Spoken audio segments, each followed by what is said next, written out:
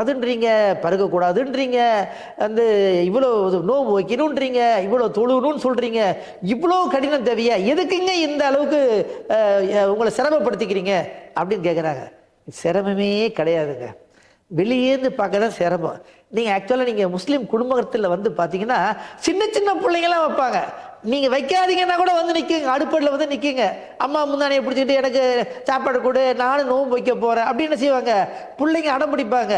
ஆக சின்ன சிறுமியிலிருந்து பாட்டி வரைக்கும், சின்ன சிறுவர்லேருந்து தாத்தா வரைக்கும், வயது வித்தியாசம் இல்லாமல் எல்லோருமே நோன்பு வைக்க இயலும், முடியும்.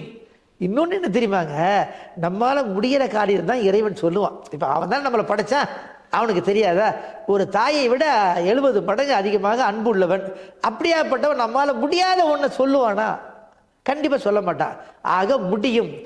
அப்படிதான் நீங்க பாக்குறீங்க. உலகத்துல பார்த்தீங்கன்னா கோடான கோடி மக்கள் வந்து நோன்பு வைப்பதை நீங்கள் பார்க்கின்றீர்கள். என்ன நோன்பு வந்து வெளியிலேருந்து பார்க்க தான் ரொம்ப கடினமா தெரியுமே தவிர, உள்ள வச்சு பழகிட்டோம்னா நோன்பு விடுவதே கடினமாக இருக்கும். கண்ணியத்திற்குரியவர்களே, ரமலான் மாசத்துல நோன்பு வைத்து அதனுடைய முழுமையான பலன்களை நாமும் பெற வேண்டும். நம்மோடு இருப்பவங்களுக்கும் அந்த ரமலானுடைய சிறப்புகளை சொல்ல வேண்டும்.